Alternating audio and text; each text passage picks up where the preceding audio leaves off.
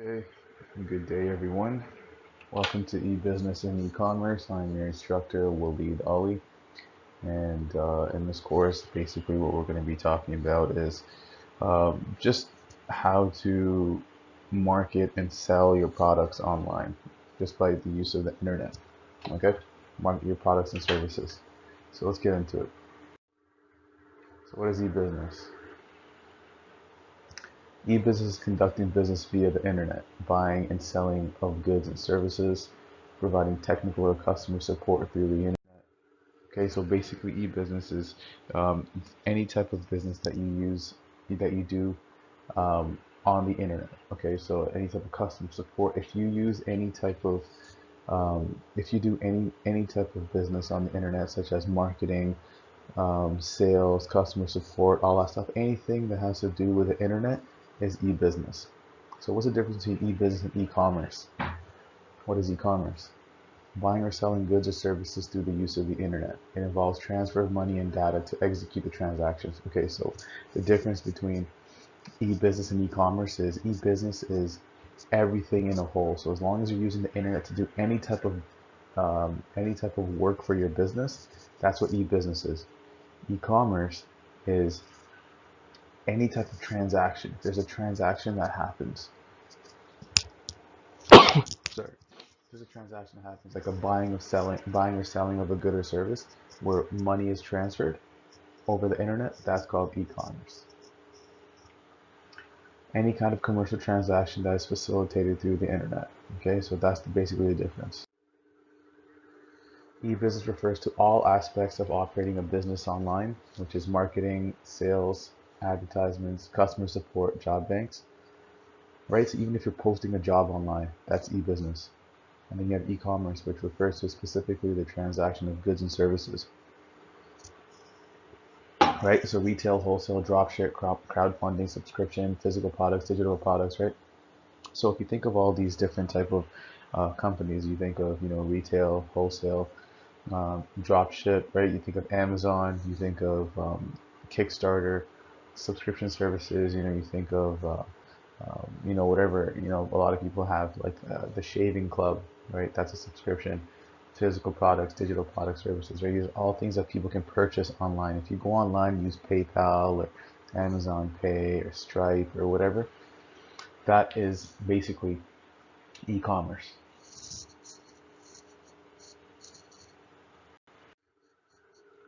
So types of e-commerce models. So you got this, guys. This is very straightforward, easy stuff, right? We're gonna be flying through these slides. So types of e-commerce models. You got business to consumer, right? So basically, business to consumer is um, Amazon to their end user. So me, I would be the consumer, and the type of e-commerce model that would Amazon is business to consumer, right? Or let's just say Walmart. Walmart is business to consumer. Business to business. What does business to business mean? So e-commerce. If you're a business and you're purchasing something from another business, that's called e-commerce. So basically, um, what would be an example of a B2B business? So you would think of something like Alibaba, right? Alibaba is a B2B business. Um, what else is there? We'll discuss more in class. Consumer to consumer, right? What type of programs or sorry, what type of companies are consumer to consumer?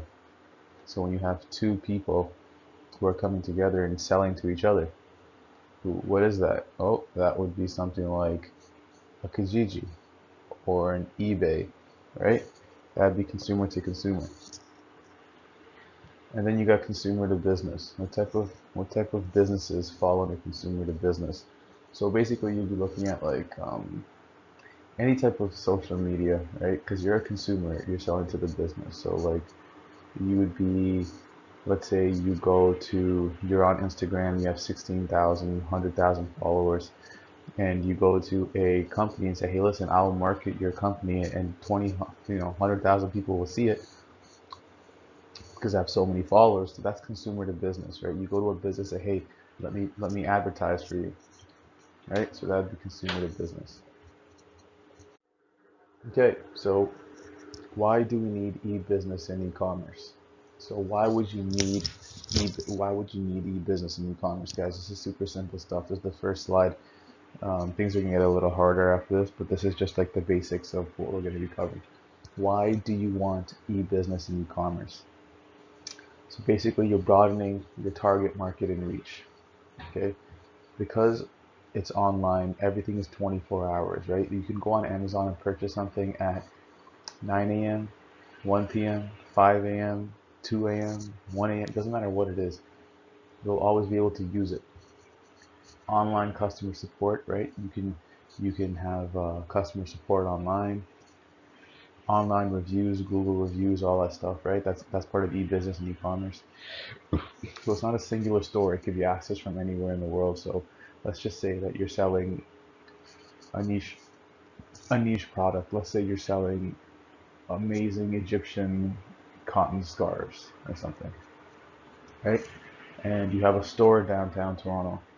If someone in Vancouver wants to purchase your product, they have to come to your store in Toronto.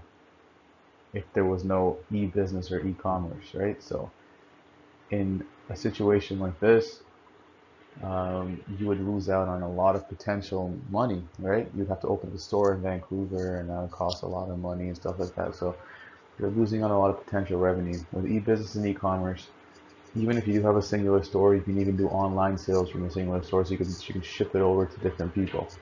Okay, so you can expand the product range without having to worry about shelf space. Okay, so basically, in a store, you only have the amount of space to store stuff that you have in your physically available, right? So you can have stuff stored on this wall, on that wall, on that wall. But what happens when you have more things? What happens when you want to come up with a new product or something? Where are you going to store it? E-business, e-commerce, all you have to do is just store it in a warehouse somewhere, which is much cheaper than having a storefront. Store it in a warehouse, and people can pick and choose online. You have your entire inventory online. They pick and choose what they want, and from that warehouse, it gets shipped to them. So you have a lot more storage facility.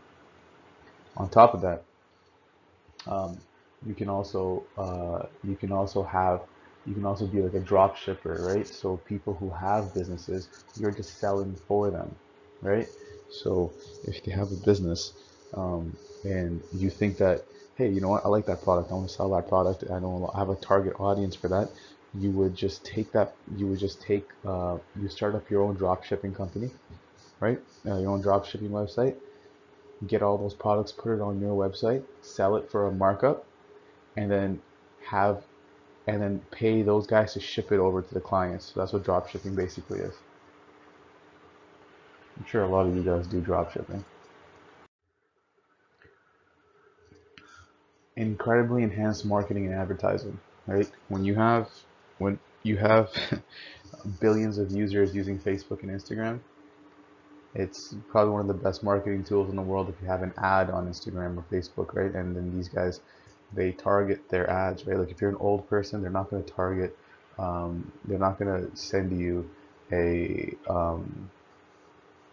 an ad of like a new motorcycle or a new jet ski that you should go on, right? If you're an older person, they're probably trying to send you some cruise ships or like retirement home type things, right? Those type of ads, you get to focus specifically on your target audience, right? So incredibly enhanced marketing and advertising.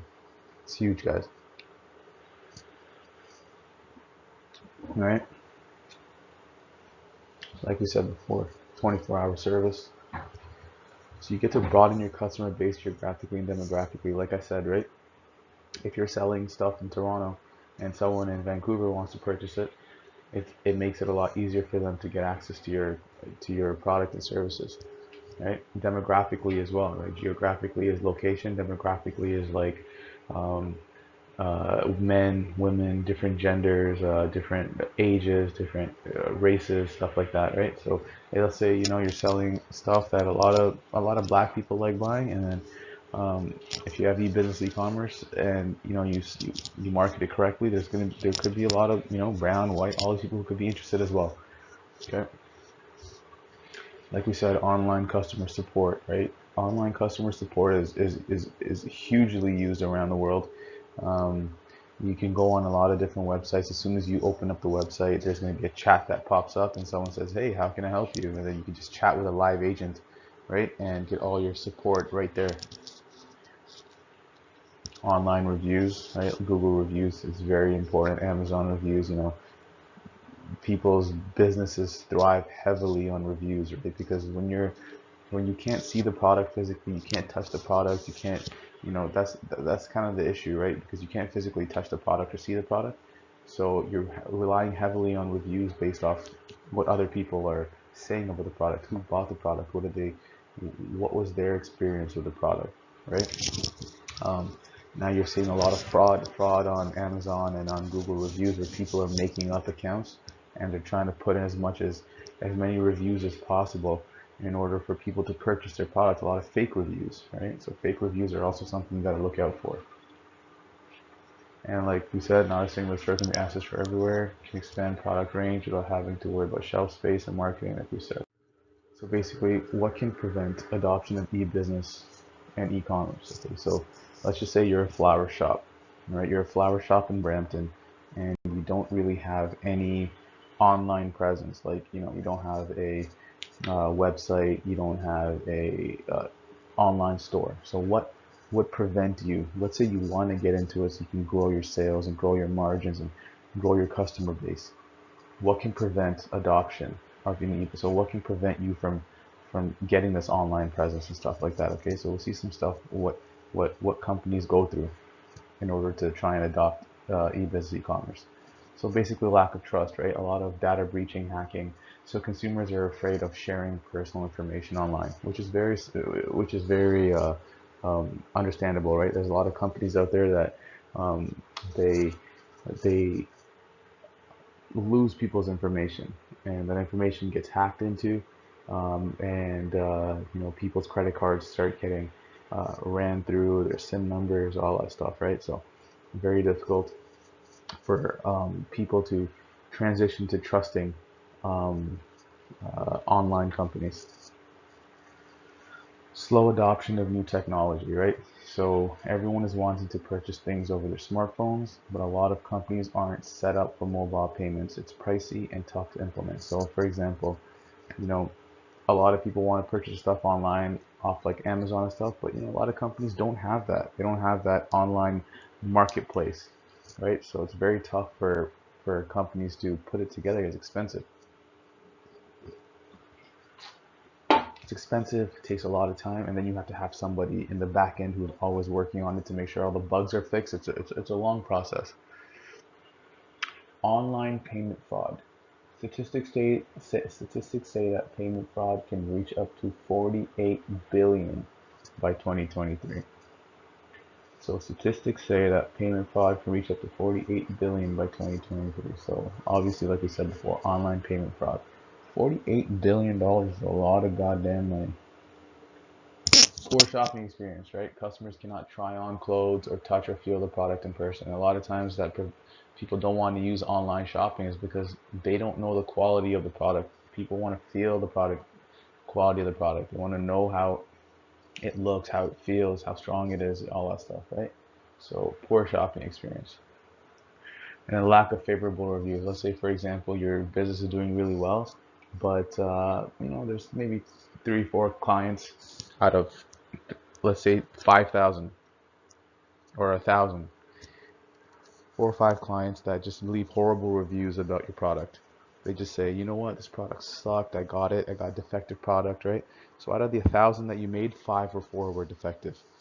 Okay, so they're gonna leave that review on your about your company.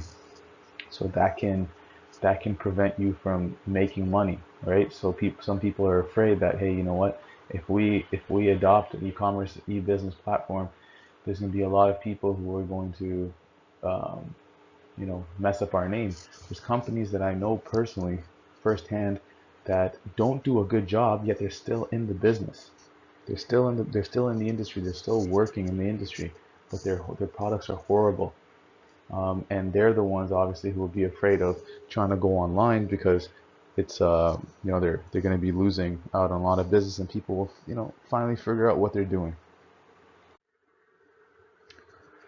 So what are some ongoing challenges faced by e-business and e-commerce organizations? So what are some challenges that these organizations that have implemented e-business and e-commerce, what are some of the challenges that these guys are going through? So first off, finding the right product to sell. Because there's so much competition, it's hard for companies to find the right product to list on their websites. Okay. Attracting the perfect customer. Sellers must spend marketing dollars and find the perfect buyer for their product without burning through all their cash. Generating targeted traffic. Sellers must rely heavily on various sources of marketing such as emails, social medias, SEOs, display ads, mobile ads, and be visible where the audience is paying attention. So these are challenges, right? You're supposed to constantly be on top of these things in order to continuously reach your target market. Capturing quality leads, right? Businesses work heavily to turn leads into sales by spending a lot of time and money to choosing the correct consumers. You have the saying goes, it's a lot more expensive to try and get a new customer than it is to try and retain a current customer. Okay, so if you have a current customer who's a constant buyer, it's much cheaper to keep that customer happy than to continuously trying to get new customers. Nurturing the paying customer, right? The seller needs to do more to keep the paying customer coming back by not doing the traditional marketing. They need to go above and beyond to keep the customer happy. Okay. Another one is converting shoppers into paying customers. So if you see on Amazon, what they try to do is to convert shoppers, people who are just looking, but you always have the button right beside add to cart, or there's one button right below that says buy now. As soon as you see it, you can just hit buy now, and then you'll be able to place that order, right? So they give you options, very easily, readily available options. Your credit card's already on file. All you have to do is boom, boom, and there you go, it's sent to you. You don't have to think about it. For example, if you're trying to buy, I was trying to buy some shoes online from Europe, and just because the process of filling out all your information, all your credit card information, your billing information, all that stuff, it takes so long that you have so much time to think, hey, you know what, do I really want this or not? Amazon is just like, hey, do I want this? Sure, okay, I want it. Oh, one click buy, okay, boom, one click buy, boom, it's bought. You don't have to worry about it again. So Amazon makes it really easy. So converting shoppers into paying customers, Amazon does it the best. If you guys want to see the most perfectly executed e-business, e-commerce company in the world, just watch Amazon. Watch everything Amazon does. Retaining customers. Attracting new customers is much more expensive than retaining existing happy clients, like we talked about. Sellers must work hard to keep their existing clients happy.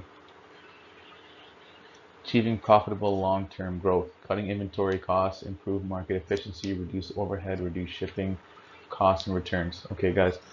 So basically, we're coming to the end of our slides. You guys will have to watch these slides.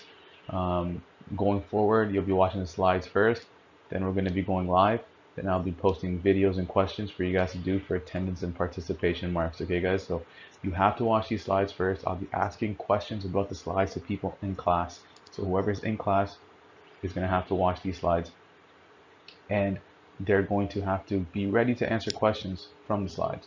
And the only way you guys will be getting graded, really the big marks come from, I don't care how good you guys do on your quizzes, exams and stuff, if you can't answer questions online on our live chat, I won't be giving you guys the marks that you think you deserve. Okay, so that, guys, is basically it. All right, and that's all we're going to be doing for now, and I'll see you guys in class.